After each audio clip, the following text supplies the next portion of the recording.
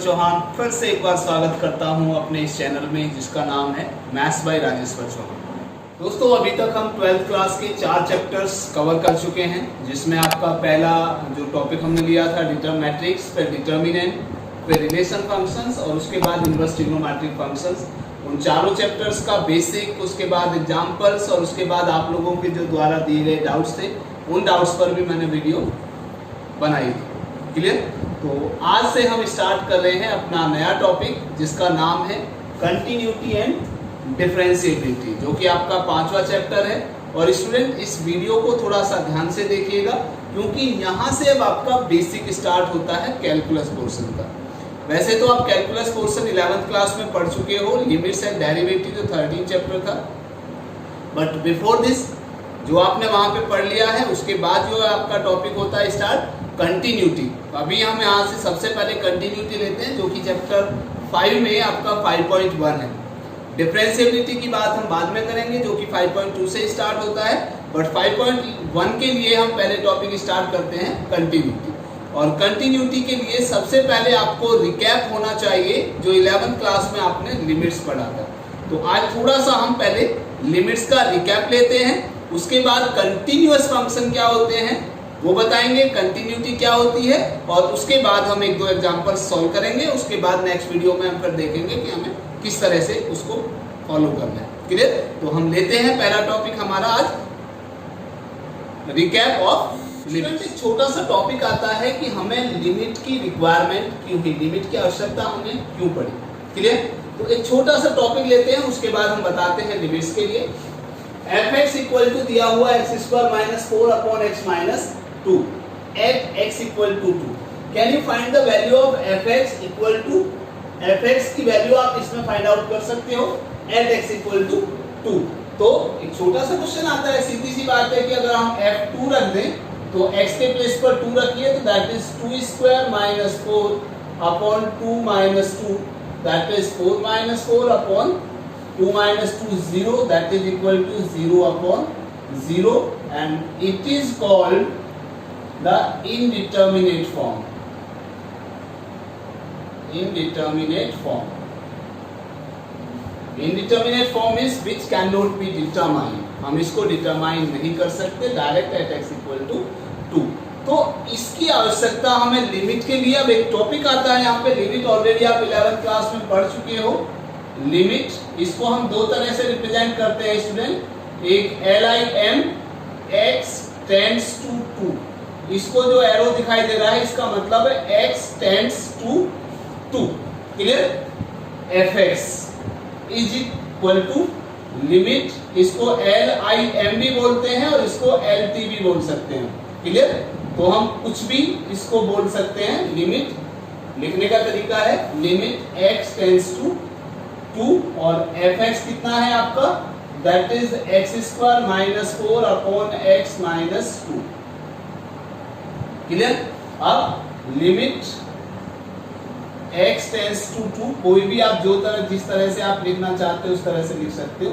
LT limit x² - 4 को हम लिख सकते हैं x - 2 into x + 2, a² - b² से x - 2। अब देखिए स्टूडेंट, आप कहोगे कि यहाँ तो हम ये यहाँ भी कर सकते थे, fx equal to x² - 4 upon x - 2 है, तो x - 2 into x + 2 upon x - 2, यहाँ से x - 2 कैंसिल हो गया, तो कितना बचेगा हमारा x + 2 बचेगा। अब स्टूडेंट हमारा वैल्यू किस पर निकालनी थी, x इक्वल टू 2 पर निकालनी थी। तो इसका मतलब अगर x इक्वल टू 2 रखते हैं तो x - 2 विल बिकम 0। और आपको पता है मैथ्स में आपको ये चीज पता है कि वी कैन नॉट मल्टीप्लाई और डिवाइड बाय 0। हम न्यूमरेटर डिनोमिनेटर में या किसी भी इक्वेशन के दोनों साइड में 0 से मल्टीप्लाई या डिवाइड नहीं कर सकते। क्लियर? तो यहाँ पे हम ये जो हमारा स्टेप है x - 2 मैंने कैंसिल किया है, वो हमारा स्टेप यहाँ पे रॉन्ग है, क्योंकि x - 2 विल बिकम 0। अब बात आती है कि यहाँ पे हम x - 2 कैंसिल कर सकते हैं। इसका क्या मतलब है, इसका मतलब है LT यानी limit x tends to 2 x - 2, यानी यहाँ पे इसका मतलब है कि x टेंड्स टू 2 का मतलब है x is approaches to 0, यानी x को हम 2 की तरफ अप्रोच कर रहे हैं. It means x is near about equal to 2 but not accurately equal to. Near about equal to 2 का मतलब है 1.99999 और या 2.00001. तो ये नियर अबाउट 2 है दोनों ही, लेकिन एक्यूरेटली इक्वल टू 2 नहीं है. ये फ्रॉम LHS है और ये फ्रॉम RHS है. यानी अगर हम यहाँ पे 2 ले रहे हैं इसमें, तो इसका मतलब यहाँ इधर से ये जस्ट बिफोर, दैट इज 1.99999, और RHS से just before after 2 point something, that is equal to 2. तो नियर अबाउट 2 है but not accurately equal to 2. तो it means if x is not accurately equal to 2, then x minus 2 is not accurately equal to 0. अगर हम left hand side से लेते हैं तो that is x minus 2 का मतलब माइनस में आएगा 0.000001, और RHS से लेते हैं तो 2.00001 minus 2, that is equal to plus 0.000001, and which is negligible. So it means that is not accurately equal to 0. So we can divide by x minus 2, and then it will become limit x tends to 2 x plus 2, and now we can put x equal to 2, that is 2 plus 2, this is equal to 4. It means this is approaches to 4. ये जो limit हमने ली है, this is not accurately equal to 4. ये accurately equal to 4 नहीं है, but this is near about equal to 4. तो ये हमारी आती है, यहाँ पे हम लिमिट लेते हैं. लिमिट की हेल्प से जो हमारी अभी इनडिटर्मिनेट फॉर्म थी which cannot be determined, उसकी हमने near about value find out की है. तो आपको ये पता लग गया कि हमने लिमिट की हेल्प क्यों ली, यानी लिमिट की रिक्वायरमेंट हमें क्यों पड़ी. Is it clear? तो इट मींस टू सॉल्व या to find the value of indeterminate form we require the limit. हमें उसके लिए लिमिट की आवश्यकता पड़ेगी. अब उसमें एक दूसरा टॉपिक हमारा आता है, what is the meaning of LHL और RHL. You have already learned about this topic in 11th class. ये थोड़ा सा रिकैप है बस उसके लिए. तो लिमिट हमारी यहाँ पे आती है कि जब हम किसी भी पर्टिकुलर पॉइंट पर from left hand side, that is called the LHL, left hand limit, और from approaches to from right hand side, that is called the right hand limit. किसी भी पॉइंट पर अप्रोच करते हैं हम from left hand side, that will be called the left hand limit, और approach करते हैं हम किधर से, राइट हैंड साइड से, तो it will be called the right hand limit. Is it clear? And what is the meaning of left hand limit and right hand limit? Let us see. Now let suppose you are given fx, any function fx, and you have to find out the limit at x equal to a. Then limit x tends to a fx equal to fa, then limit exists at that particular point. यानी अगर हम किसी भी particular point a पर कोई value लेते हैं और उससे कोई भी पहले किसी भी पर्टिकुलर पॉइंट से जस्ट बिफोर कोई वैल्यू लेते हैं, वो वैल्यू और जस्ट आफ्टर कोई वैल्यू लेते हैं, तो नियर अबाउट वो सेम आती है, तो इट मींस वो लिमिट एग्जिस्ट करती है, that is equal to the value of the function. Is it clear? Now limit x tends to a minus fx, this is called the LHL. This is called the LHL and this is called the RHL. It means limit x tends to a minus का मतलब है just before a, and a plus means just after a. तो it means that is equal to limit h tends to 0 f a minus h equal to limit x h tends to 0 f a plus h. It means LHL का मतलब है कि जो भी हमारा function दिया हुआ है उसमें x के प्लेस पर हम कितना रखेंगे, a माइनस h, और RHL में क्या रखेंगे, a प्लस h. अब what is the meaning of h? That is near about equal to 0. Clear? यानी नियर अबाउट 0 का मतलब है a से जस्ट बिफोर, और a प्लस h का मतलब है जस्ट आफ्टर. क्लियर? तो this is called the LHL and RHL।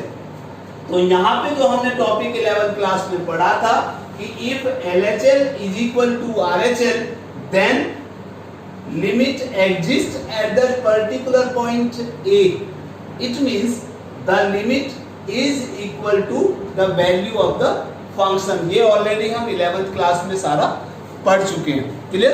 तो now what is the meaning of continuity? Continuity क्या है? अब यहाँ पे हमारा जो टॉपिक है यहाँ से स्टार्ट होता है कंटिन्यूटी। तो okay, continuity means continuous function. How can we define the continuous function? Let us suppose if we draw the graph of any functions and then we can draw the graph of any function by not lifting the pen. It means अगर हम अपने pen से कोई graph खींच रहे हैं, graph की line खींच रहे हैं, और बिना किसी ब्रेक के, बिना किसी होल के या बिना किसी जंप के अगर हम अपने पेन को एक बार में ही ड्रॉ कर लेते हैं उस ग्राफ को, तो that is called the continuous function. It means उसमें कंटिन्यूटी आएगी। क्लियर? लेकिन अगर हम किसी भी फंक्शन का ग्राफ खींचते हैं, मान लीजिए ये हमने फंक्शन का ग्राफ खींचा, यहाँ पर आकर हमारा पेन लिफ्ट हुआ और फिर हमने यहाँ से दोबारा ग्राफ खींचना उसका स्टार्ट किया, तो इट मींस इस पॉइंट पर हमें क्या मिला है? होल मिला है। होल मींस उस पॉइंट पर हमारी कोई वैल्यू नहीं है, तो इसका मतलब यहाँ पे हमारा फंक्शन क्या हुआ? ब्रेक हो गया।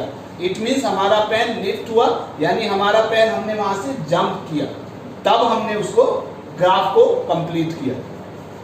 इसी प्रकार अगर हमने कोई ग्राफ फंक्शन का ग्राफ खींचा, तो यहाँ से हमने बी तक गए और बी तक जाने पर हमने दोबारा जब बी से पहले किया तो यहाँ तक आकर रुक गए, और जब हमने दोबारा बी से स्टार्ट किया उसको बी से जस्ट आफ्टर, तो हमारा यहाँ से फिर ग्राफ हमारा यहाँ पे आया। तो आप देख रहे हो कि बी पॉइंट जो है बिल्कुल एक्यूरेट यहाँ है, और हमारा बी से जस्ट बिफोर लेते हैं तो हमारा जो ग्राफ है वो यहाँ आती है वैल्यू, और बी से जस्ट आफ्टर अगर लेते हैं, सॉरी बी से अगर जस्ट आफ्टर लेते हैं तो यहाँ वैल्यू आती है, और बी से जस्ट बिफोर लेते हैं तो मान लीजिए यहाँ पे कोई वैल्यू आती है।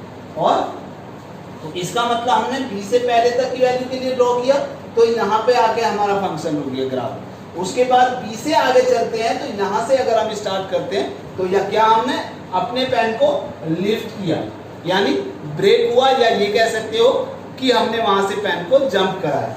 तो इट मींस अगर हमारा कोई भी ग्राफ हम ड्रॉ करते हैं उस पर ब्रेक नहीं होता है, without any break, without any hole और without any jump, then it will be called the continuous function.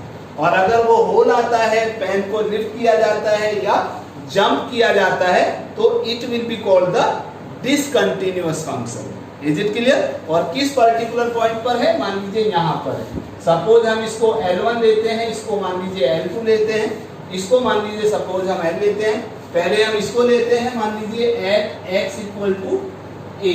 जब हम LHL निकालते हैं तो LHL का मतलब हुआ limit x tends to a। अब x टेंड्स टू a हम लेते हैं तो a का मतलब LHL लेते हैं तो a minus fx is equal to कितना आएगा? That is equal to l। Clear? और RHL अगर हम लेते हैं तो RHL का मतलब limit x tends to a plus fx is that is also equal to l। तो इसका मतलब देखिए यहां से कि LHL और RHL हमारी इक्वल आ रही है, बट होल मिल रहा है, तो इसका मतलब हमारी value of the function equal नहीं है। यानी अगर सपोज करो हम fx इज इक्वल टू लेते हैं x square minus 4 upon x minus 2 if x is not equal to 2, और मान लीजिए यहाँ पे कोई भी वैल्यू ले ली हमने, सपोज 5 ले लेते हैं, या सपोज करो हमारी कोई भी वैल्यू आ रही है, मान लीजिए यहाँ पे कितने, ये L आ रही है, यहाँ पे कोई भी वैल्यू अगर आ गई, सपोज कोई भी वैल्यू अलग ले लेते हैं, तो वो है मान लीजिए x इक्वल टू 2। अगर यहाँ पे हमारा सपोज यही वैल्यू आ जाती है कितनी, L इक्वल टू 4, L ले ली हमने यहाँ पे। अब L की वैल्यू एक्यूरेटली इक्वल टू अगर ये 4 आ जाती थी, जब इसको अभी मैंने बताया था, तो आपने यहाँ देखा कि इट मींस अगर हम ये x is not equal to 2 लेते हैं तो दोनों बार हमारी वैल्यू सेम अगर आती है L, बट अगर यहाँ पे मान लीजिए हम जो वैल्यू ले रहे हैं L की वैल्यू यहाँ पे मान लीजिए 4 ले लिया, क्लियर, और यहाँ भी हमारी कितनी वैल्यू आ रही है, दोनों बार 4 आ रही है, क्लियर। तो अगर 4 आ रही है और यहाँ फंक्शन की वैल्यू भी हमारी 4 आ गई, तो इसका मतलब हमारा फंक्शन कंटिन्यूअस होगा।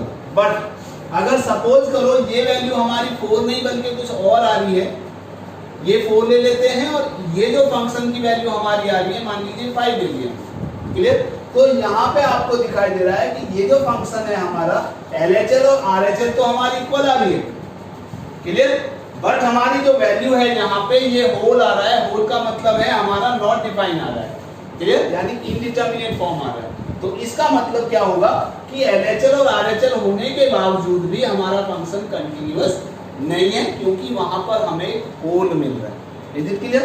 अब इसकी बात करते हैं, अगर हम b प्लस लेते हैं तो यहाँ हमारा b से कम पहले लेते हैं तो यह हमारी वैल्यू आ रही है L1, और b से थोड़ा सा जस्ट बिफोर आफ्टर लेते हैं तो उसकी वैल्यू हमारी है L2। तो इसका मतलब हमारी LHL और RHL इक्वल नहीं है, तो इसका मतलब this function is also discontinuous. Is it clear. So मेरे हिसाब से आपको समझ में आ गया होगा कि कंटिन्यूटी और डिसकंटिन्यूटी का मतलब क्या है। वैसे नॉर्मली जो आपने 11th क्लास में लिमिट पढ़ी थी उसी के बेस पर हमारा है कि जब हमारा LHL और RHL अगर इक्वल आ जाता है तो इसका मतलब हमारी लिमिट एग्जिस्ट करती है, तो इसका मतलब हमारी लिमिट एग्जिस्ट करती है, और एट x इक्वल टू कोई भी पर्टिकुलर पॉइंट हम a ले लेते हैं and that is equal to f, clear. तो इसका मतलब है कि अगर ब्रेक नहीं होता है, होल नहीं होता है, कोई भी जंप नहीं होता है, तो it means that function will be continuous at that particular. What is the condition for continuity. अब कंडीशन क्या है कंटिन्यूटी की, let us see. Condition of continuity is first limit x tends to a f(x) should exist and it should be finite।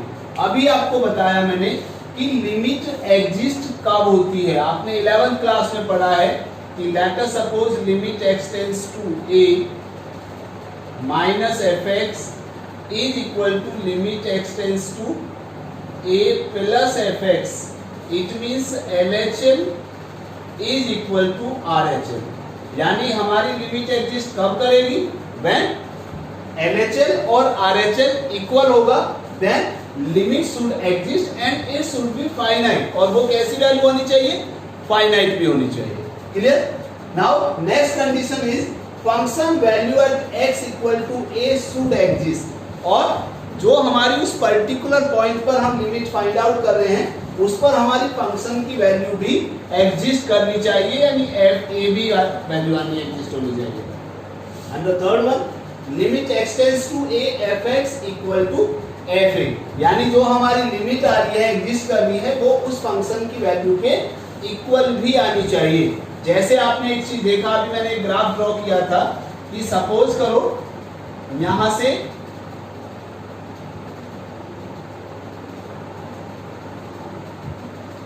अब मैं अगर suppose इस particular point पर निकालता हूं तो यहाँ पे देखिए दोनों की वैल्यू तो सेम आ रही है, बट एक होल आ रहा है, उस फंक्शन की वैल्यू इक्वल नहीं आ रही है, तो इसका मतलब ये फंक्शन कंटिन्यूअस नहीं हो सकता।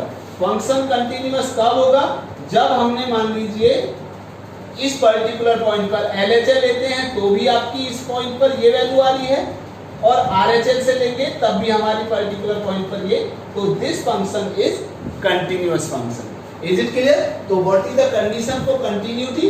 That is limit extends to a f(x) should exist and it should be finite. Function value at x equal to a should exist, and the third one is limit extends to a f(x) is also equal to f(a). Clear?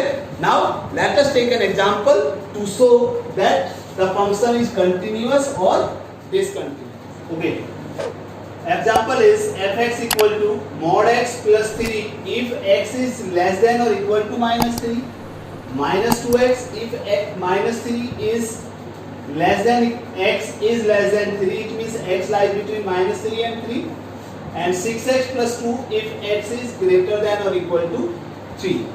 Student हम continuity यहाँ पे find out कर रहे हैं या discontinuous point find out अगर हमें करना है तो we have to find out the value at x equal to -3 and 3, क्योंकि -3 एक चीज और इससे पहले एक मैं छोटा सा एग्जांपल लेता हूँ यहाँ पे मान लीजिए fx equal to 2x plus 3 लेता हूँ एट x इक्वल टू मान लीजिए 3 पर ही ले लेते हैं, क्लियर। तो if we have to find out the value of LHS at x equal to 3, then limit x tends to 3 minus fx is equal to limit x tends to 3 minus fx is what? 2x plus 3. Then limit h tends to 0 and we have to put x equal to 3 minus h. So it means 2 into 3 minus h plus 3. Then it is equal to limit h tends to 0, 2 into या 6 minus 2h plus 3. If we have to put h equal to 0, then that is equal to 6 or 3, 9. Similarly, if we have to find the limit x tends to 3 plus fx, यानी RHS, then it is equal to limit x tends to 3 plus fx is again 2x plus 3. So that is equal to limit h tends to 3, 0, 2 into 3 plus h plus 3.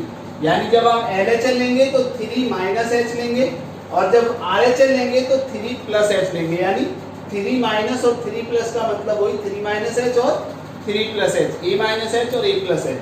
तो that is equal to limit h tends to 0, 6 plus 2h plus 3.